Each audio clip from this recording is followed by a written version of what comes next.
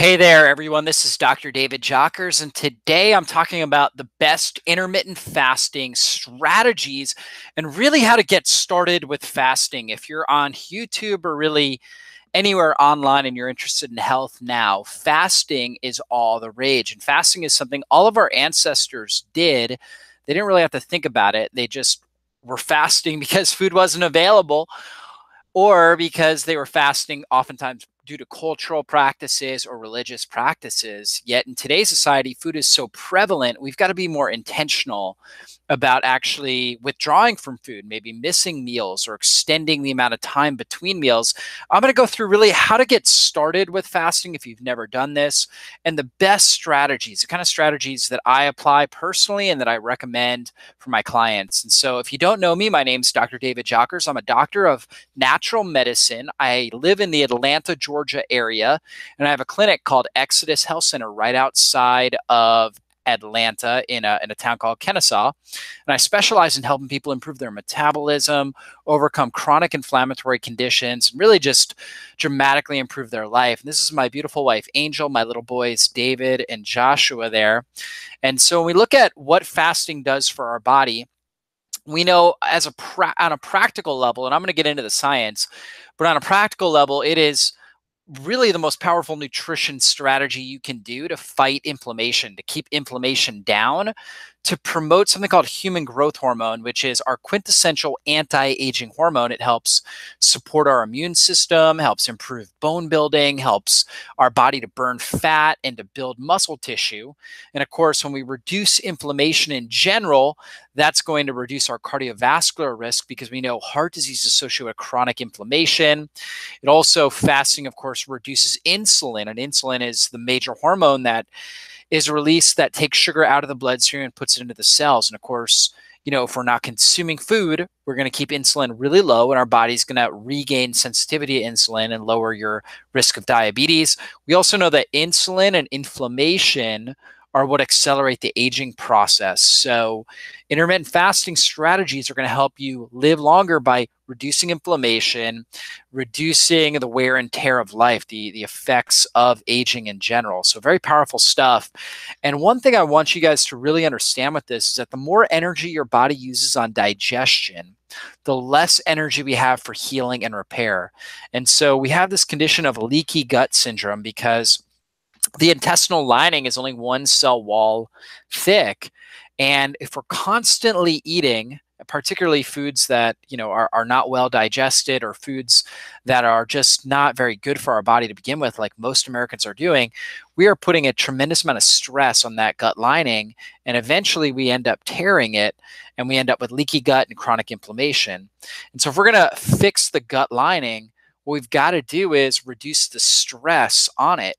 And so if we're going to fix a sprained ankle or a broken ankle, of course, we wouldn't walk on it. We would be on crutches. We'd also be laying around, keeping our foot elevated in order to reduce swelling in there. And so it's kind of the same thing with our gut.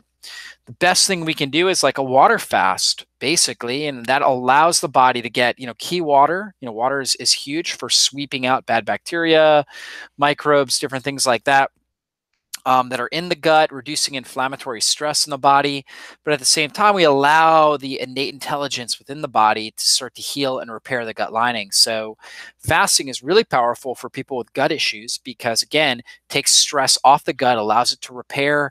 It'll also weed out, basically reduce bad bacteria counts that are in there, dysbiosis, parasites, different things like that. It won't completely eliminate them typically, but it will at least reduce their counts. And that's a very important step in helping promote good health in our body.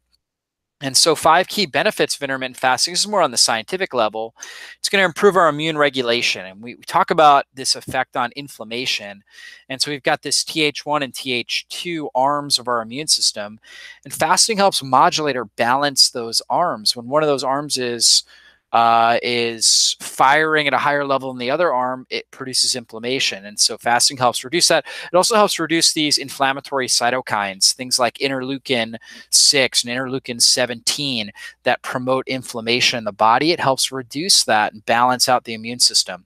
It also stimulates autophagy, where the body actually eats old decaying cells, takes the raw materials, and helps form new healthy cells that are going to allow our body to function well. It also improves genetic repair mechanisms. And so basically our body's always trying to repair and heal itself, but things interfere with that. One of the big things that interferes is trying to digest food. And when we try to digest food, the bacteria will ferment it and will produce a lot of endotoxins. And those endotoxins cause more stress in the body. And all of that blocks our ability to heal and repair. And so fasting just allows the body to take a break from all of that, reduces the inflammation, reduces bacterial fermentation, and it tells the DNA, hey, now is the time to heal and repair. It also improves insulin sensitivity. We've talked about that. We constantly are eating, we're constantly getting these fluxes of insulin. So taking a break from that, whether it's a day or even, a period of time between meals, is very important for improving our body's ability to respond, the cell's ability to respond to insulin. And of course, all of those top four mechanisms help significantly reduce our ability to develop chronic disease like cancer, heart disease, diabetes, metabolic syndrome, and neurodegenerative conditions like Alzheimer's, Parkinson's, dementia. So it could be really, really powerful health strategy. And so we talked about insulin a little bit. We know insulin's job is, again, to take the sugar out of the bloodstream and put it into the cells. Okay, now the thing about it is when we have to constantly be elevating insulin also triggers inflammation, and high insulin will actually cause a downregulation of these insulin receptors, these little doors that take sugar into the bloodstream. And that causes an elevation in blood sugar and an elevation in insulin, and we call that insulin resistance over time, which is a marked highlight in almost every degenerative health condition. So we've got to improve our insulin sensitivity. And one way we do that is by fasting. And when we fast, now insulin drops. See, as long as insulin is elevated, we're in storage mode. We can't burn fat. Once insulin drops through a fast or a ketogenic approach, okay, which is more like a fasting mimicking approach, we get a lot of the benefits of fasting and still eating food when we go keto. But fasting is the most powerful way to reduce insulin. And when that happens, insulin goes down, the body says, okay, I need alternative fuel sources. So it'll break down stored sugar in our muscles and our liver. And once it uses that up, then it says, okay, I need to break down body fat.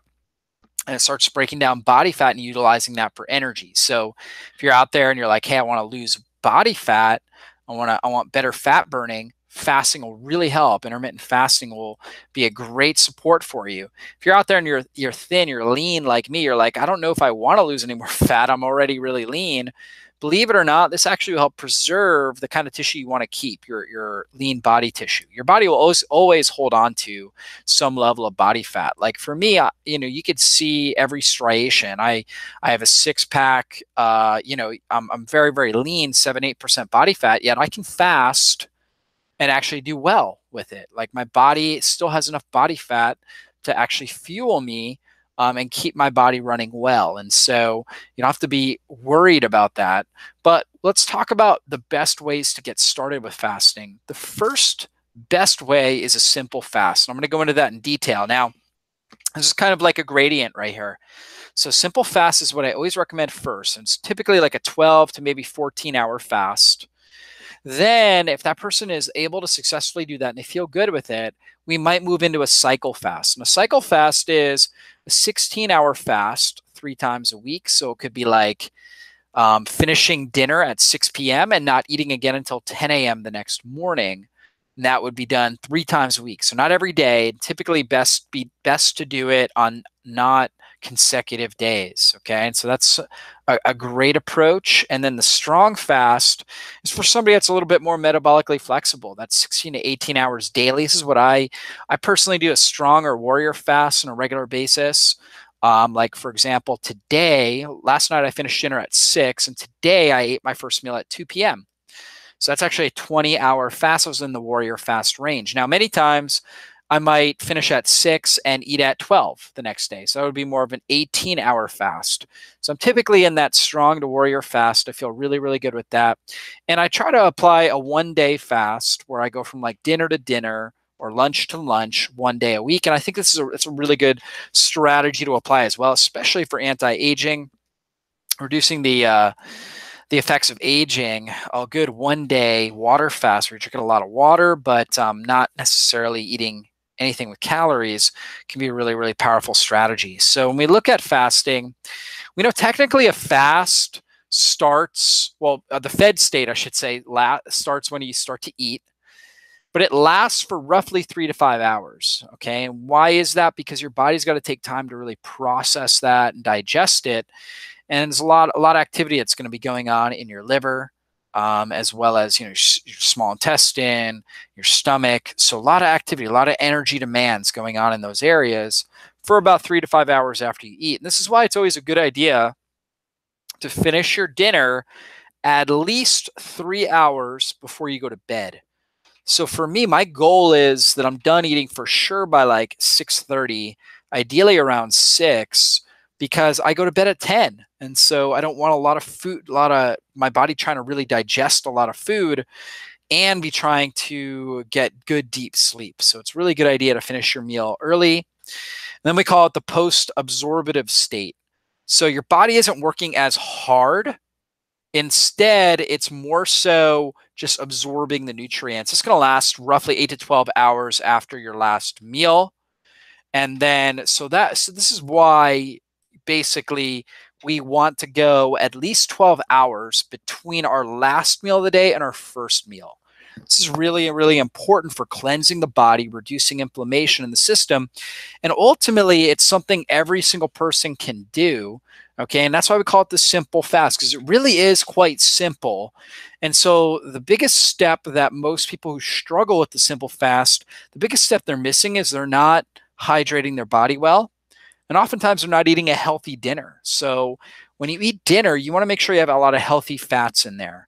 If it's like a high carb meal like pasta or something like that, sometimes you could spike your blood sugar and then you have a hypoglycemic reaction in the middle of the night that keeps you up. And so you want to make sure your dinner, you've got a lot of healthy fats. You want to make sure you hydrate after dinner. Okay, so I'd recommend waiting about an hour. So for me, like I finish dinner at 6, I start hydrating again around 7, and I try to cut it off about an hour before I go to bed. So between 7 and 9, I'll hydrate. Okay, but after that, I'm preparing for sleep. When I wake up in the morning, I start by drinking a lot of water. So that's what I recommend. Start by drinking 8 to 16 plus ounces of water in the morning. Very, very important step. You can also do obviously herbal teas, things like that. It's a very important step to rehydrate your body. Overnight, we are breathing. And so when we breathe, we lose water vapor. And that water vapor, obviously we're dehydrating. And so by starting your day and hydrating your body well, it really allows the liver to cleanse, allows your body to break food cravings and addictions. I know for myself, when I was in my late teens, early 20s, and I was a personal trainer, I thought I needed to have a protein shake right before I went to bed. So let's say I was going to bed back then, roughly 12 o'clock, oftentimes midnight or so, 11 or 12. And I would have a protein shake literally the last hour that I was up. I'd have a big protein shake. And then I wake up in the morning and I typically have a big bowl of like some sort of healthy cereal, like what I thought was healthy, which was something like Quaker Oatmeal Squares. Definitely not a good strategy for helping my body really burn fat, reduce inflammation, end up causing a lot of inflammation and damaging my gut. So simple fast is the best place to start. 12 hours, something everybody can do. Now, I didn't get into the cycle fast, but the cycle fast would be the kind of the next step up. So if you're able to go 12 to 14 hours without food, then what you could try is like every Monday, Wednesday, Friday, skip breakfast altogether. Okay. So in the beginning on a cycle fast, you're having your breakfast, but it's 12 hours after your last meal. Then you might, again, push it to 14 hours and see how you do. Then you might go 16 hours and just miss your breakfast, but only do it 3 days a week. Try not to do it every day. You might do it 2 days a week, but basically alternating days, so not every day consecutively, and just see how your body responds to that. If you feel really, really stressed and overwhelmed and like irritable and having all kinds of problems when you're doing this, then scale back, go back to the simple fast. But what happens is over time, you actually develop a fasting muscle. You get better and better at fasting, and you may even be able to do a strong fast. And again, this is that 16 to 18 hour fast. So you can see an example here, right? This individual is missing breakfast. So they're like, okay, I'm not going to eat breakfast at 10 a.m., but I'm going to have my big gigantic keto salad here at 1 p.m., right? With avocados and green leafy vegetables and olives and onions and maybe some healthy meat or something like that. Okay, so lots of healthy fats, lots of micronutrients, maybe a good keto protein shake or something. And you're doing that between, again, your eating window between 12 and 6 p.m. So 6-hour eating window, maybe an 8-hour eating window too. So, 6 to 8 hours in that range. And if you're able to do this, then what you'll notice is that actually, if you were to test your blood ketones, you should be getting into, after doing this for several weeks, you should notice that with the strong fast, you're getting into nutritional ketosis towards the end of that fast, if not earlier, depending on what you're consuming with your diet. But roughly in that 16, maybe up to 18-hour range, you are going to be able to be in nutritional ketosis at 0.5. So if you're testing again, your body's starting to elevate these ketones. Now, another strategy is fat fasting. And this is something I commonly do too, where I'll have something like my fat fuel coffee, my turmeric fat burning coffee, something along those lines. And along with lots of hydration. So I'm getting healthy fats, grass-fed butter, maybe coconut oil, MCT oil, something along those lines. But I'm not actually consuming much of any carbohydrates or protein. And the benefit of doing something like that is it still reduces your insulin. Now, you do get a little bit of insulin, but not much. It also reduces mTOR, which is a mammalian target of rapamycin that can increase cell reproduction in the body. And we want to prime insulin and mTOR, so we don't want them high all the time. And this is what happens when we constantly are eating, snacking, and eating 4, 5, 6 meals a day. We're constantly spiking insulin and mTOR. So fat fast allows you to get some calories and some nutrients into your body. You can have your coffee or your matcha green tea or something like that with these healthy fats. It tastes good. It's a lot more comfortable than water fasting, and your body will take these fats, convert them into ketones, and use them for energy. So you still get the benefit of improving your insulin sensitivity, reducing inflammation, stimulating ketone production.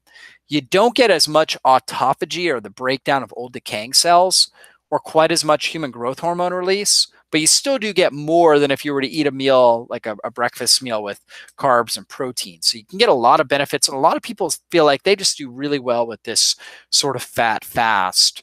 I know I personally do really well with this when I do it. So let's talk about weekly intermittent fasting strategies. Well, again, you can do a 24-hour fast. So this would be like, what do you do during the week? So we talked about daily intermittent fasting. This is more about weekly intermittent fasting. And so a 24-hour fast once per week you could try, or you could try a 5 days of eating, 2 fasting. It's especially good for somebody that has diabetes, maybe they're metabolic syndrome or overweight. Taking a few days off a week, okay, like 2 days, or sometimes alternate day fasting, where you eat one day, you fast the next, can be extremely powerful for helping to improve insulin sensitivity and reverse diseases like diabetes and neurodegenerative conditions. So very, very powerful stuff. So weekly intermittent fast would look like this. Let's say Sunday, you just don't eat. Okay. Or, obviously you could do it where it's this would be like a 40-hour fast right here. Okay. Where you ate between 4 and 8 p.m. on Saturday, and then you fasted until around noon on Monday. Okay. So that would be like a 40-hour fast, really powerful. Okay. You could also do it where it's more like a 24-hour fast, where you finish your last meal on Saturday and then you eat one meal at night, about 24 hours later, roughly, on Sunday. That would be an example. Now, you could also do lunch to lunch, lots of different ways that you could do it. So that's kind of that weekly intermittent fasting. I think this is a really good strategy for health and healing. 5-2 would look like this. Okay, let's say you fast on Monday and you fast on Thursday. All right, and you can actually eat one meal on these days, okay? Or you could just fast right through on those days. And some people do really, really well with that, especially if you have metabolic syndrome, again, or if you have diabetes, you're overweight, Okay, this can really be a great strategy right here. And there's even people that are normal weight that just feel really good when they do a 5-2 fast. Okay, and then of course we've got the alternate day fasting right here. And so the alternate day fasting, we're basically alternating days. And again, really good for people that are looking to lose weight, have metabolic syndrome, significant insulin resistance, can be really, really, really helpful. Now, I wouldn't jump right into alternate day fasting. That would be something that, if I felt good with the 5-2, then I might, but I wasn't quite hitting the results I wanted with brain function, with ketone levels, with weight loss. Okay, then I might jump into the alternate day fasting and see where I go with that. Okay, and then that would be a strategy that I use. And so the benefits of prolonged fasting, because we can also do an extended fast, right? Where we go 4 or more days. Okay, and when we do that, we actually get a very deep state of ketosis. It slows down all the cell reproducing, which is very key, especially for diseases like cancer. We get a high level of cellular autophagy, or this cleanup process on the cells. And our stem cell production also goes up dramatically. So fasting, I mean, just missing one meal, we'll get a little bit of stem cell production, but not significant. And when we go 4 more days, like a 5-day fast or a 7-day fast, we get a significant amount of stem cells that are produced, which is going to help the body to heal degenerative discs, issues going on the knees. There's stem cell clinics that specialize in injecting stem cells into joints that are degenerated. And so your body will actually start to produce these stem cells, give you your own natural stem cell production with long fasts. And you could do something like a 4 or 5-day fast every month, okay, or even more, like a 5 to 7-day fast every month, and get this benefit of stem cell production. Now, if you do that, I would recommend, not doing really any more than like a 16 to 18-hour fast during the week.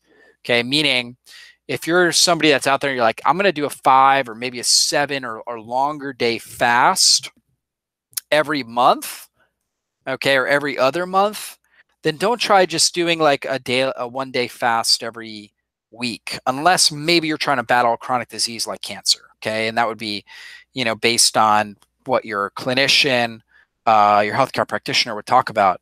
But other than that, I think fasting, doing extended fasts every month or every other month could be really helpful for a lot of individuals.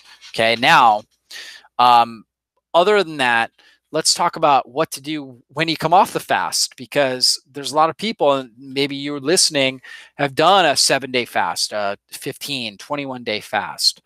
What did you do when you came off of that and you started eating again? Well, here is the general rule, okay? When you look to break a fast of 3 to 5 days or longer, it's important to make this a gradual and gentle process. For every 2 to 3 fasting days, you should have 1 recovery day. So if you do a 3-day fast, you should have 1 recovery day before you would eat foods that are harder on the digestive system, like meat, nuts, starches.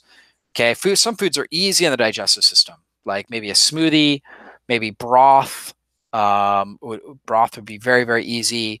Maybe well-steamed vegetables, fermented foods, things like that would be a lot easier. Fruit is oftentimes a lot easier on the digestive system. 5 to 6-day fast, you want 2 recovery days. 8 to 10-day fast, 3 recovery days at least. Okay, and so that's a minimum of what you should have. So as you can see, best things to consume: broths, soups. Well-cooked soups can be great. Broths can be great. Fermented vegetables, whether it's sauerkraut, kimchi, pickles, these can be really helpful. Fermented drinks, so that could be things like apple cider vinegar. In fact, there's apple cider vinegar drinks. There's coconut water kefir, kavitas, kombuchas, things like that.